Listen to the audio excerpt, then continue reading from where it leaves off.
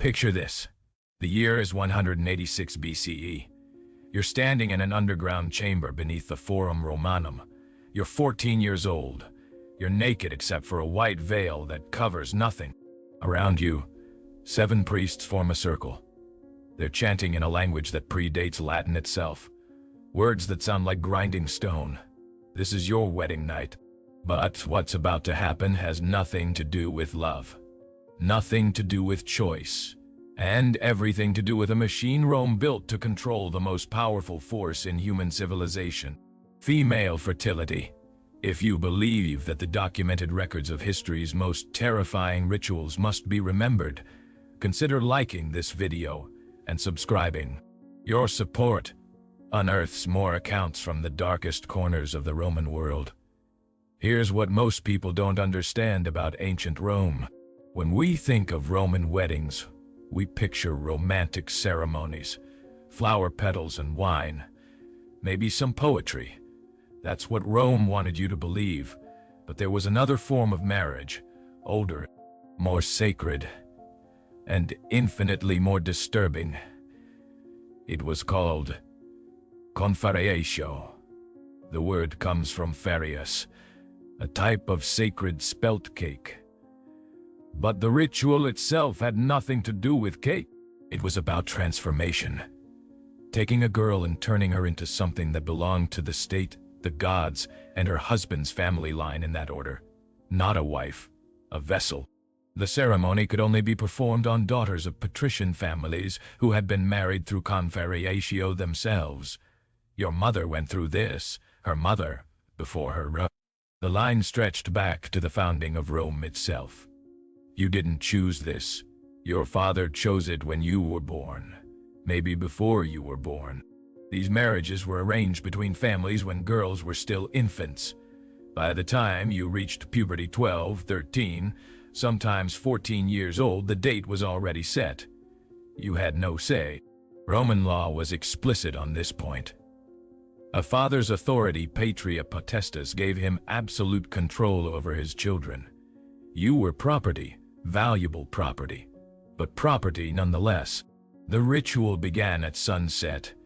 You were taken from your family home by women who served the goddess Vesta, not your mother, not your sisters. Women whose entire lives were dedicated to maintaining sacred flame and sacred virginity. They prepared you. The historical record is frustratingly vague on the specifics of this preparation, but references in Ovid, Plutarch, and later sources suggest it involved ritual purification that was both physical and symbolic. Water from a sacred spring, oil blessed by the Pontifex Maximus, and examination. They had to verify your virginity, not through questioning, through inspection. Think about what that means for a 14-year-old girl.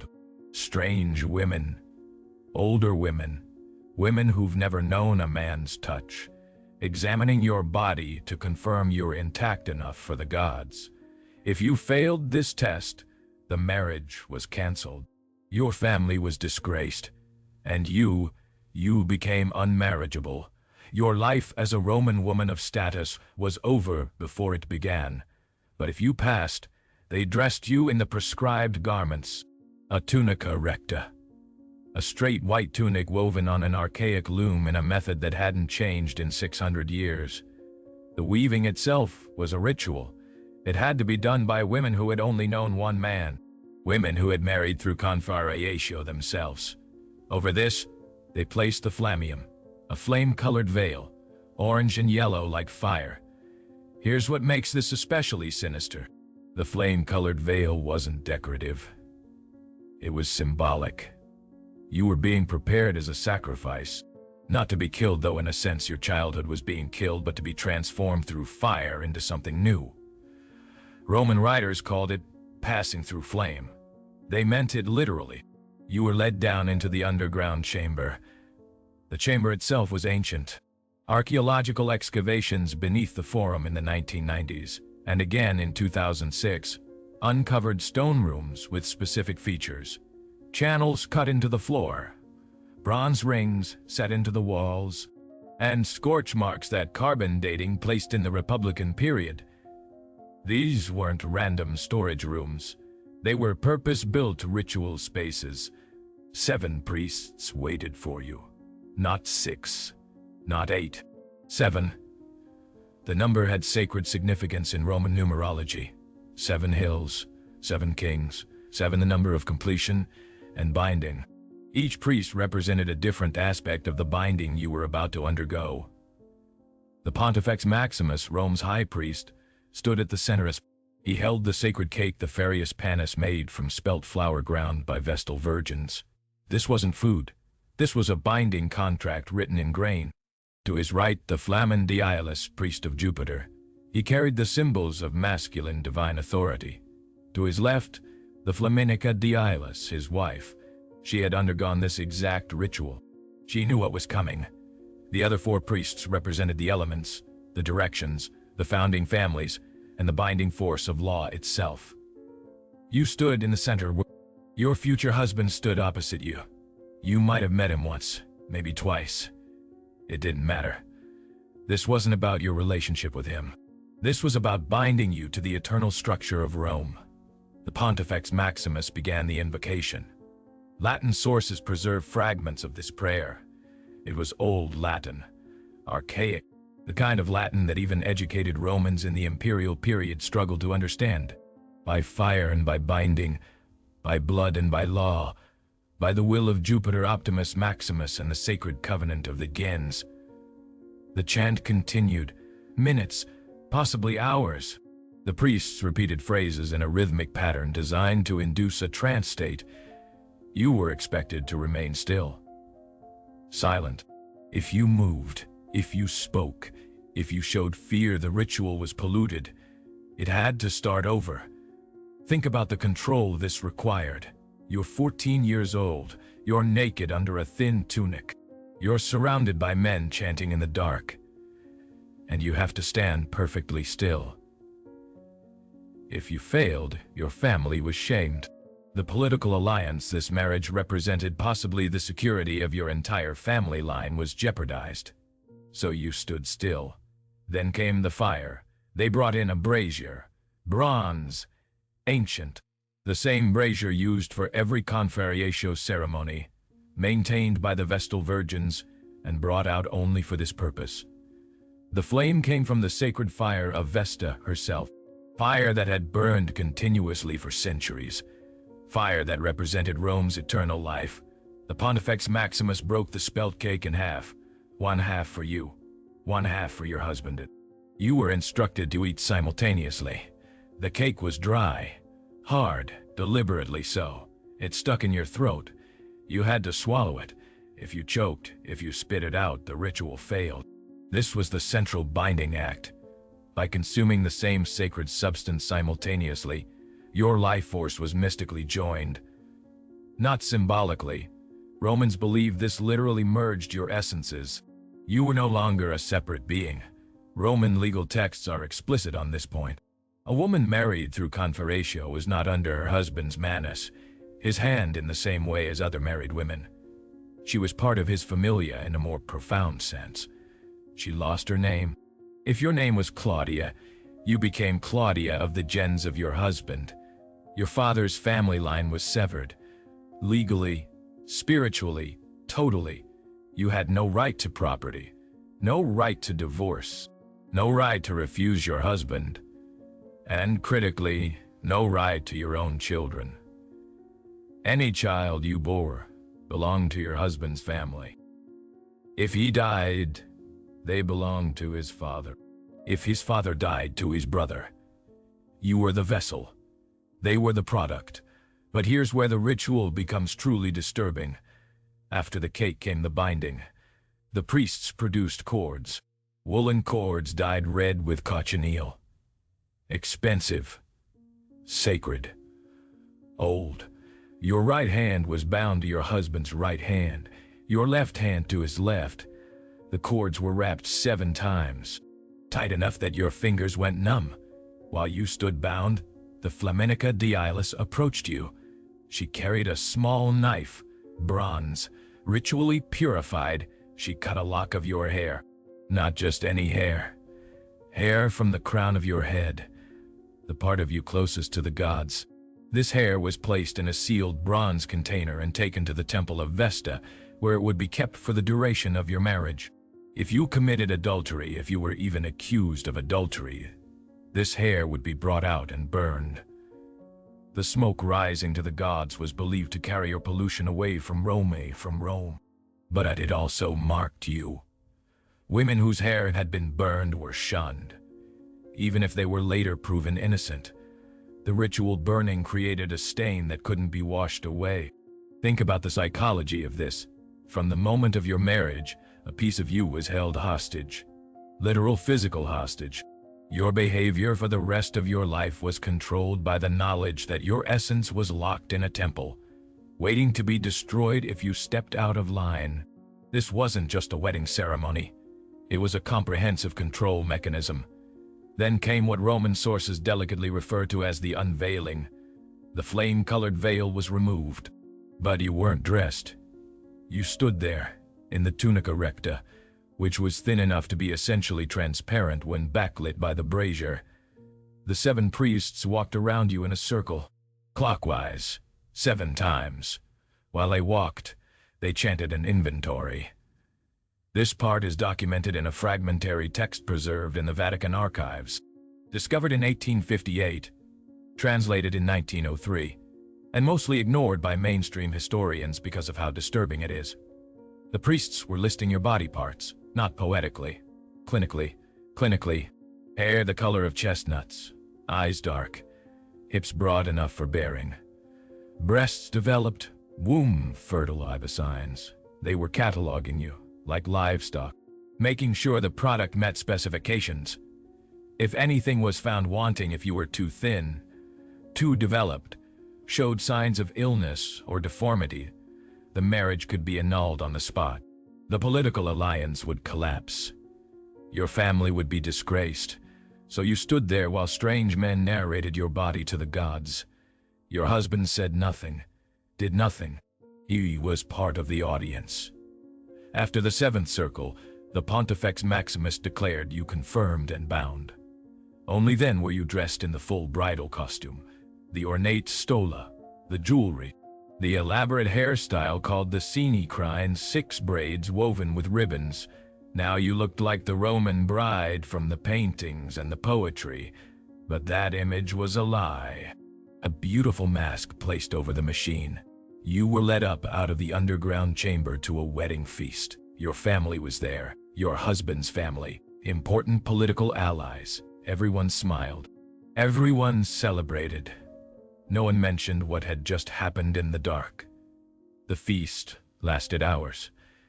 You were expected to smile, to accept congratulations, to pretend this was the happiest day of your life. Then, at midnight, you were taken to your husband's home. Not by him, by a procession of women, older women, married women who had undergone Confarreatio themselves. They sang hymns, they carried torches, they created a spectacle, but here's what they were really doing. They were making sure you went, making sure you didn't run, making sure the transition from your father's property to your husband's property was complete. When you reached the doorway of your new home, your husband was waiting. He carried you over the threshold.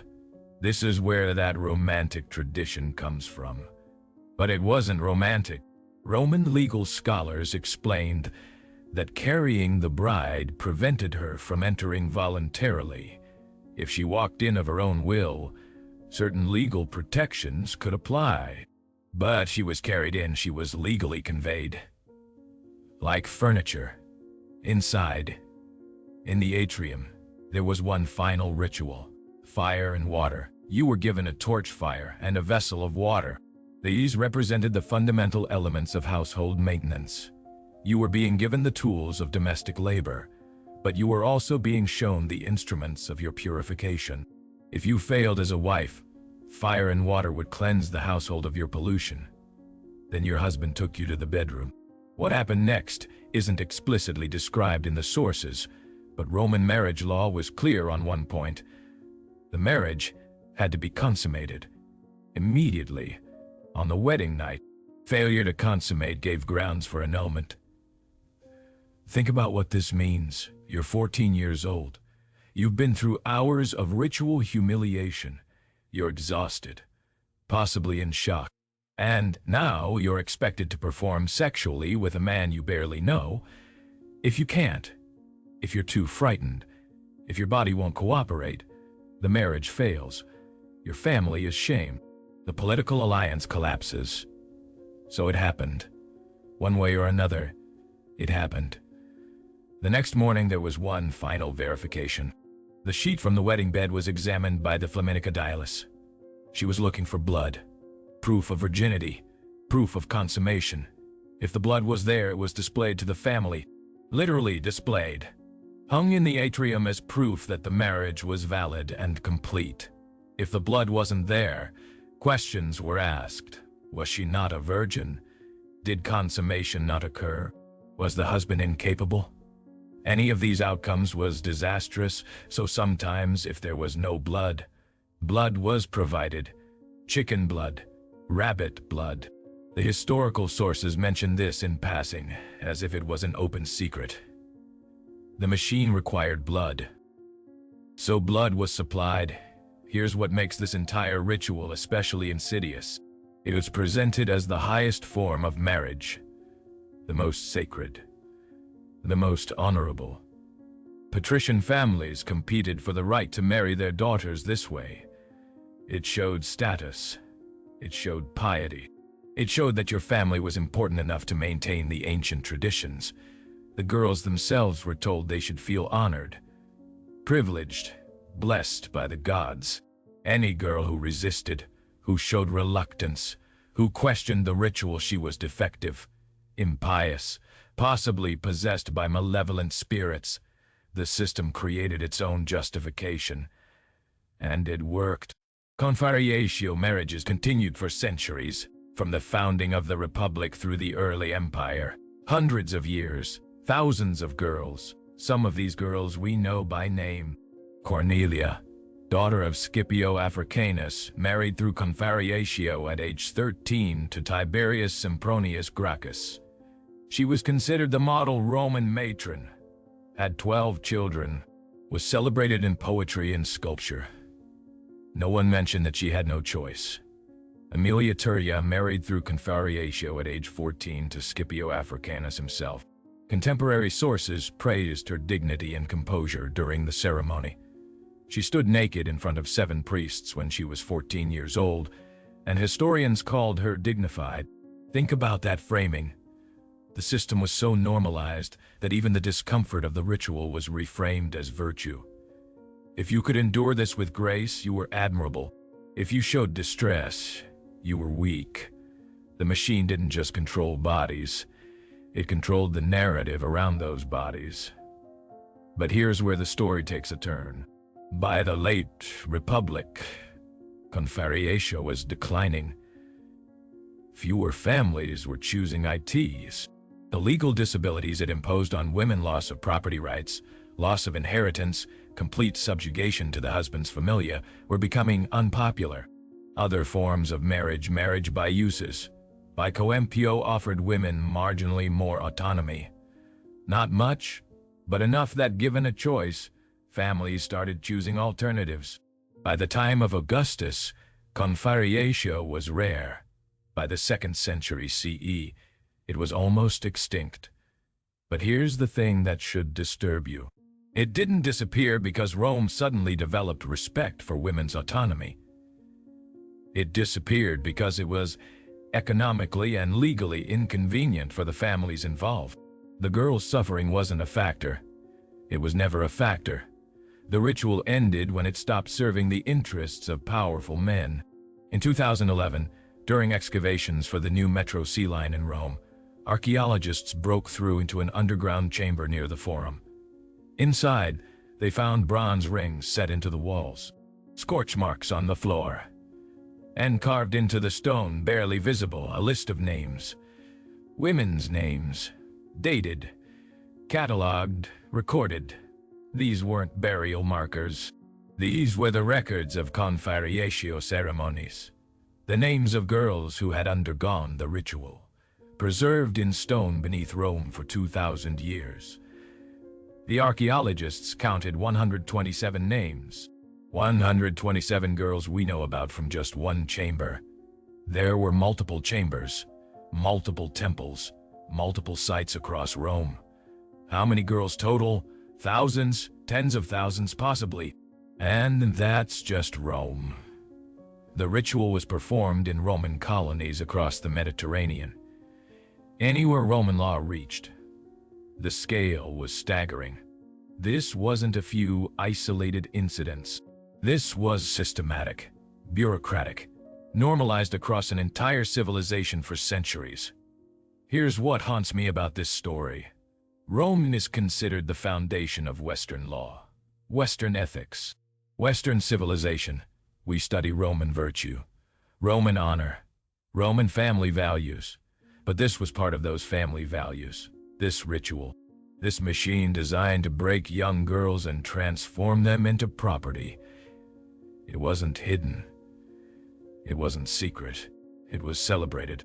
It was carved in stone and recorded in official registers and described in legal texts.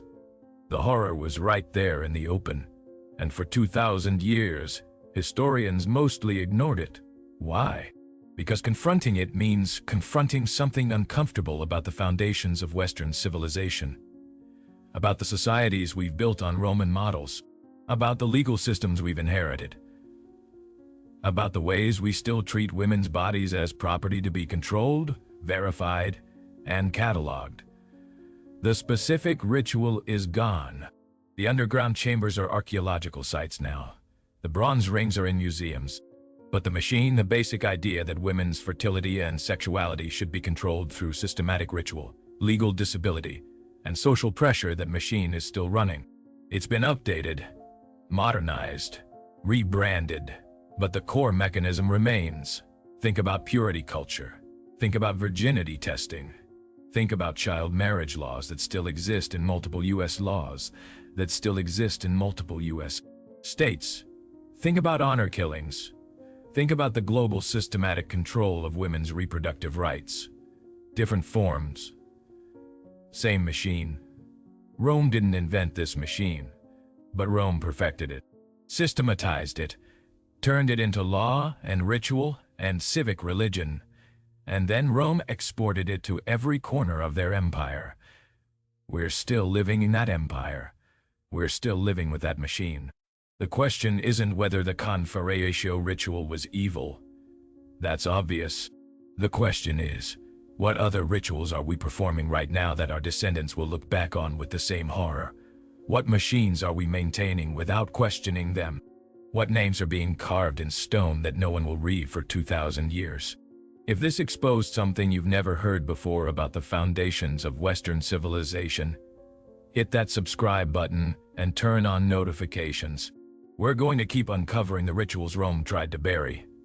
Drop a comment with your thoughts about how ancient control systems persist in modern forms, and I'll see you in the next investigation.